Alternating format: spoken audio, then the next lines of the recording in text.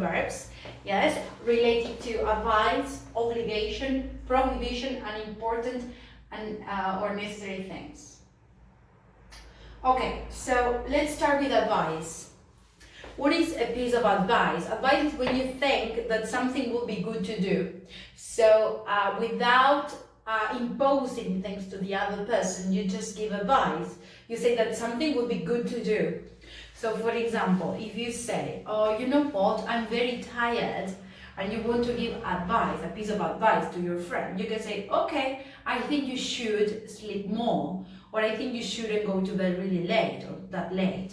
So the words that we are going to use for advice, the modal verbs that we are going to use is should and shouldn't.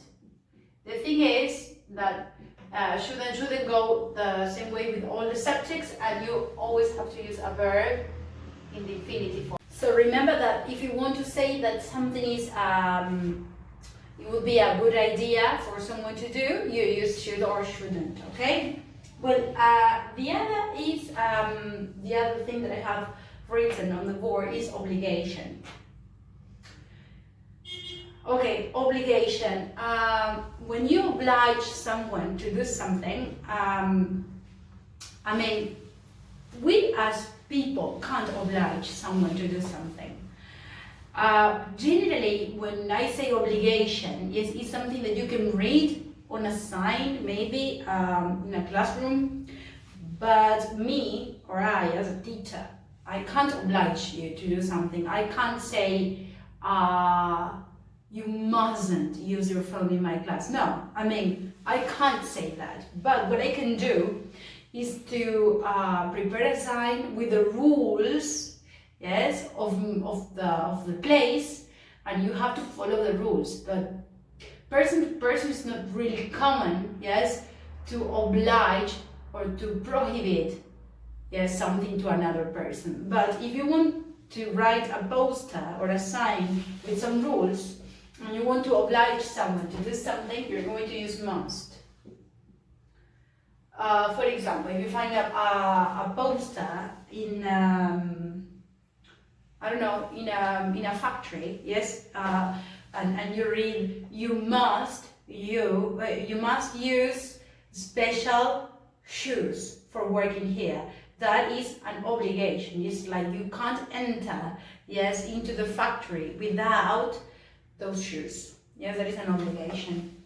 And then we have prohibition, would be the contrary, as that would be mustn't. Again, you can only find must or mustn't on a sign, yes, and you can also use can't,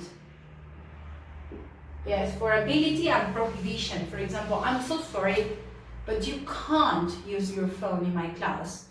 I can say can't, yes, but I can't say you mustn't. Yes, it's different. It's different.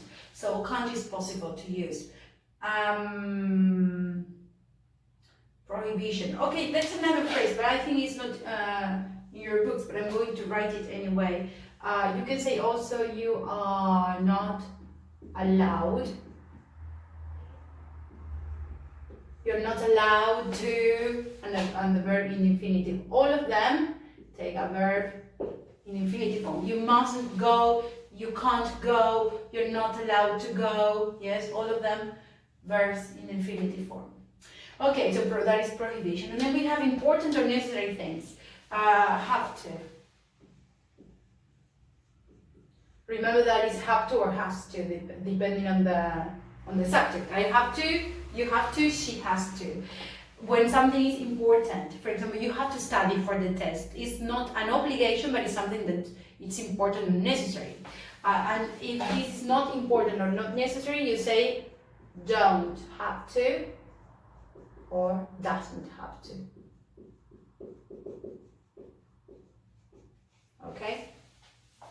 So we have modal verbs for advice, should, shouldn't, for obligation, must, for prohibition, mustn't, can't or not allowed to, important things or necessary things, have to, has to, and not important, not necessary things,